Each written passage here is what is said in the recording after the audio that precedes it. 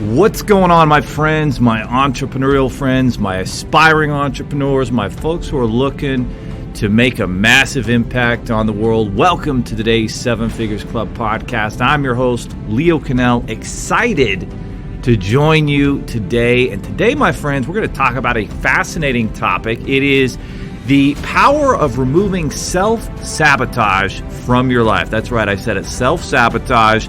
We all are guilty of it at certain aspects and points of our lives. So we're going to talk about the different types of self-sabotage, how to identify them, because if we can't identify them, we certainly can't remove them from our lives. We're going to talk about avoiding self-inflicting mistakes, which leads to exponential growth when you can avoid those. And we're going to focus as little as possible on believing that we've accomplished anything great if we keep our head down and keep plugging away, getting better, taking massive action every day. That's where the good stuff comes. So let's get started. There are over 32 million businesses in the U.S., and over 90% of them will never break seven figures in annual sales. So how do we as entrepreneurs or aspiring entrepreneurs break into that seven figures club? This podcast will relentlessly share the secrets, strategies, and tactics I've used to create 3 multi-seven figures businesses and bring in even more successful entrepreneurs than me to share their inspirational stories and tactics to success. You can create your dream business and life right now. So buckle up and let's go. All right, hope you guys are doing amazing, awesome, that you're finishing this first quarter of 2021 strong, that the targets that you set for yourself in 2021, that you are making progress towards them, that you're still, focusing in on them, and that you're reaching up, that you're connecting with mentors and people who have accomplished what you want to. And sometimes that's not even physically, being in their presence. Sometimes it's just, listening to them on podcasts or investing in their courses or attending their virtual events. And oftentimes it's definitely reading those amazing books. And hopefully you're dominating the beginning of the week, you're dominating your mornings and making stuff happen. Around here, we are busy putting together a lot of things. We're in growth mode, hiring additional funding advisors as more and more business owners need financing and funding to make 2021 their breakthrough year. So we're busy doing that. We are busy preparing for our 7-day funding CEO challenge starting on April 8th, and incredibly excited about the opportunity to kind of build a really close-knit community and family of those who really want to provide an epic life for their families. And that's who we're targeting. We're targeting, hey, if you've got, children, if you're a dad and mom and you want to provide a better epic life for your family, then those are the things that you're going to want to focus on is, how do you get there? What's the bridge? What's the vehicle? And we believe that the business funding space is truly recession-proof. And in the niche we focus on, which is startups, there is extraordinary opportunity to provide startup funding options that most places just absolutely ignore. So that's what we're excited about.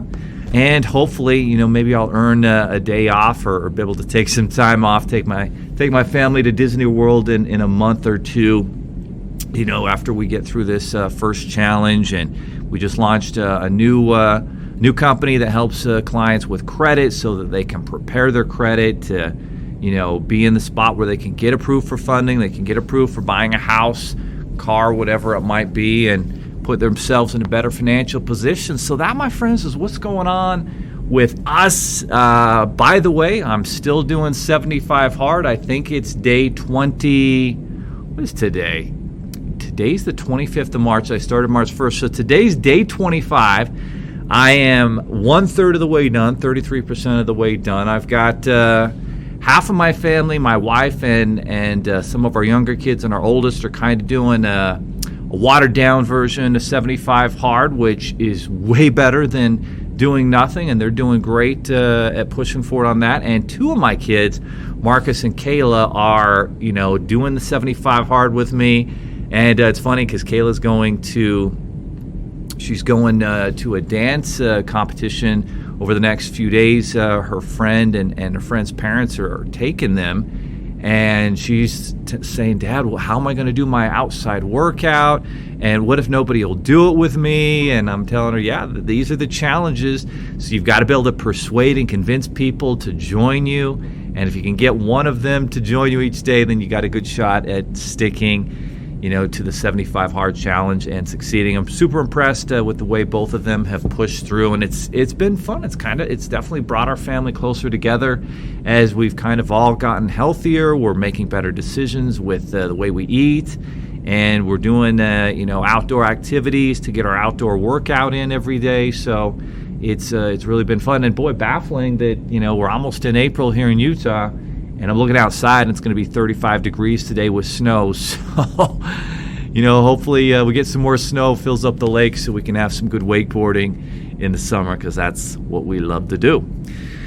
Today's topic, removing the self-sabotage from your life. And the interesting thing that I've seen in my career as an entrepreneur, especially over the last 5, 6, 7 years of hiring and training dozens, easily over 100 employees, and working with different business partners or strategic business partners, is oftentimes your own worst enemy.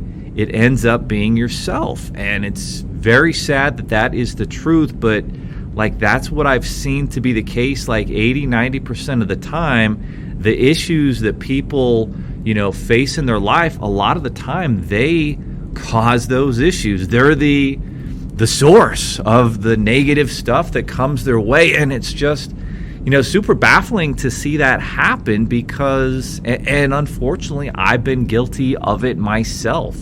And as I don't know how often I talk about this, but I'm sure I've mentioned it a few times on the podcast, but when I went through my own super struggles during the 08-09 recession, and multi-seven-figure business I had built and real estate investments came crashing down, it was still my own fault, right? I hadn't reached out to enough mentors. I hadn't read enough books. I thought that everything I touched would turn into gold. And so it was those poor decisions where I really created a lot of the self-sabotage in my life. And then I hadn't gone through personal development. I hadn't developed values and principles that I was going to live by, that I was going to have my teams and employees live by. And because I hadn't developed those, it was easy to see the mistakes that I made that were avoidable mistakes, and I took way too long to rebound. And again, a lot of that was because, and this is what's so baffling, is the average CEO in this country reads 65 books a year, and they're not 50 Shades of Grey books. These are nonfiction, personal development, entrepreneurial books from great people who are experts in certain subjects, and yet the average employee reads 1 to 2 books. And even though I was a quote-unquote entrepreneur, I was living an employee mindset. I didn't read the 65 books. I thought I'd learned everything I needed to in finance and business, at the University of Utah. And so super unfortunate that that's the case. And so many people, make that mistake of thinking that they've arrived, that they've accomplished something, when in reality they just haven't. And yet that is what we're all guilty of. And so what happens is you've got to identify the different types of self-sabotage. There's the self-sabotage where you absolutely lie to yourself. And you tell yourself you're putting in the work. Why aren't you seeing the results? Or you tell yourself you're following that workout plan, and yet you're giving a half-assed effort, for your workout. You're still reaching for the candy and eating that movie theater popcorn, and you're really not going all in. You're not relentlessly pursuing the goals and things that you say you want to do. And at the end of the day, you're not doing what you say you're going to do. And this again comes back to values and principles. One of our values on our wall here in this office is do what you say you're going to do. And it's number one that Ty and I have set for our team that we're going to do this year. We're going to absolutely do what we say we're going to do. We're going to follow through on commitments. If we're late for a call, we're going to call, text, email, and let the client know we're super apologetic and it's unacceptable and we really would love to reschedule. I mean, we're going to do everything possible to do what we say we're going to do, and that's important. And what happens in life and in business, in entrepreneurship, is we're so good at just not telling ourselves the truth, at not looking at reality, and then we blame everybody else for our lack of success. And I've seen this happen so many times, and then I'll see people, make really bad decisions. For example, a couple of strategic partners that I had, and they were two former employees of mine, really good guys with great intentions who love to serve the client. And yet they were working together, and it seemed like things were going well.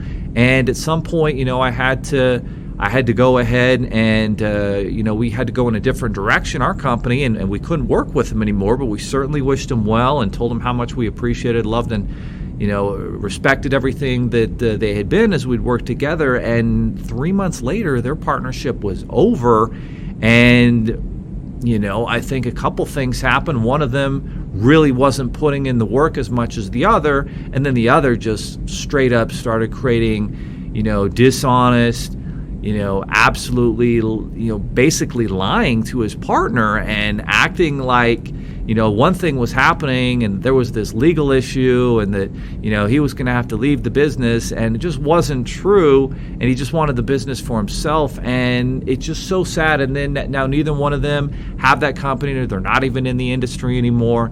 And as I look around and I see what they did, like they self-sabotage themselves. I've got former employees who, were really good for a while, and then all of a sudden they start getting incredibly entitled, and they think that they deserve, all these things that they haven't earned. And then they start thinking, well, I'm too good to answer the phone and talk to clients, or, I'm too valuable. I shouldn't have to respond to these emails.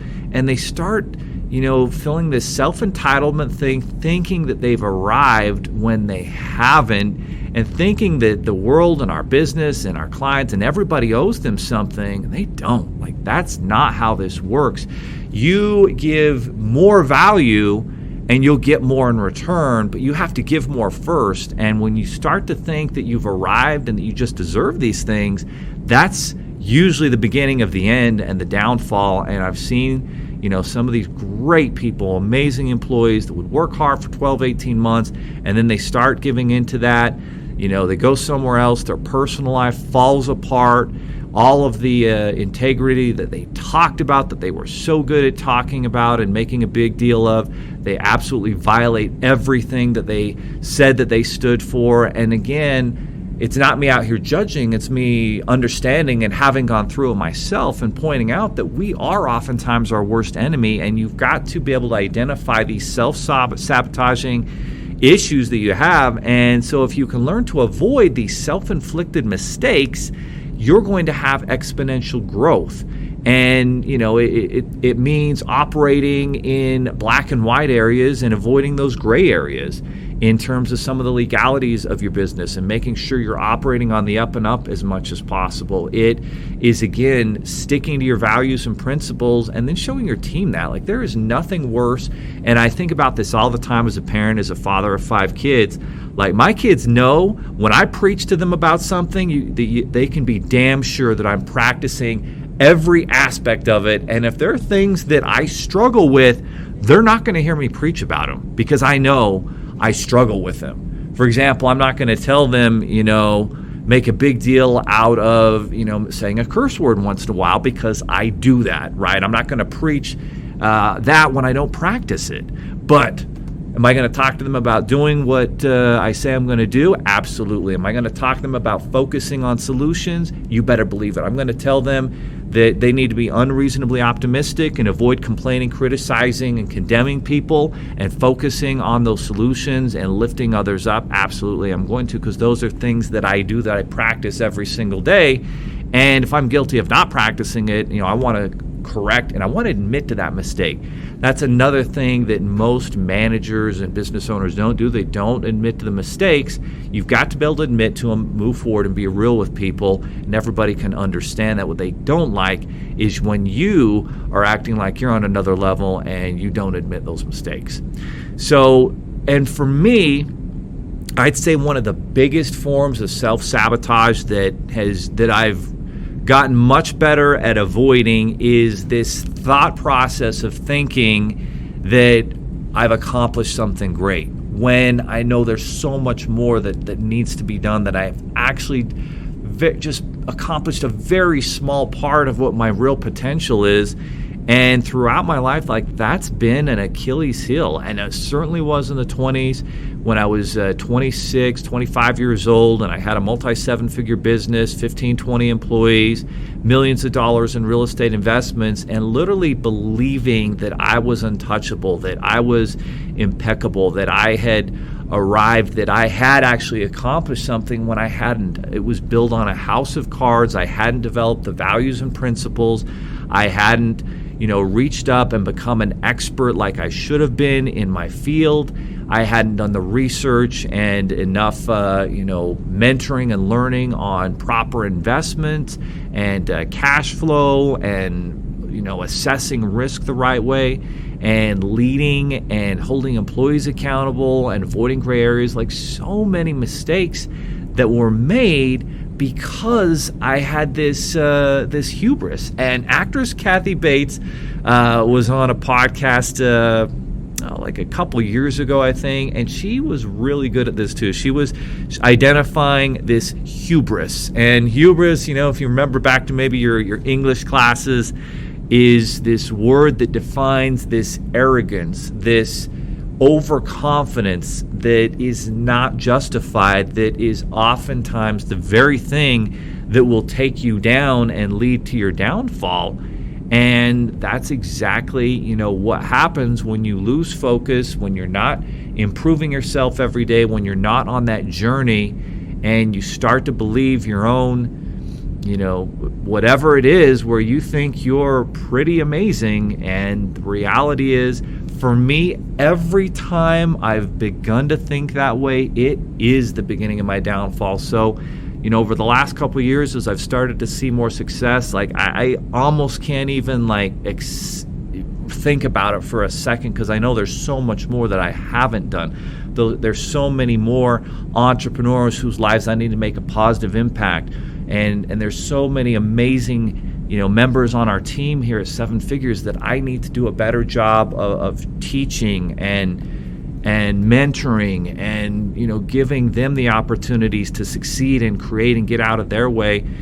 And that, my friends, is a key for me, because if I start to believe that I've actually arrived and actually accomplished something, then I'm in trouble. So I have to be constantly looking at the next target and focusing and getting better every day, because if your growth starts to flatline, both personally, in business, if your sales are flatlining and you're not growing, oh my word, nothing is more frustrating. Nothing makes me get more depressed than not making that progress. And so that's why you can't focus too much. Now, I'm not saying once in a while you can't pat yourself on the back and say, hell yeah, great job. We just broke $10,000 for the month. We just broke $100,000 for the month in sales. Or we had $1 million year with our business. We're in the top 7% of businesses in the country that now make over $1 million a year. We've provided these jobs. You can have a very short term, congratulations, well done, and now it's next target, next goal, next project, next new department in your business, next campaign, next challenge, next value that you can give, that you can provide to your clients, to your strategic partners, to your team. And when you can focus on that next thing and really move on quickly, boy, that's what you want to do. And you'll see this in really successful people, right? You'll see this in a Tom Brady. I mean, just amazing. He's going to be 44 years old here.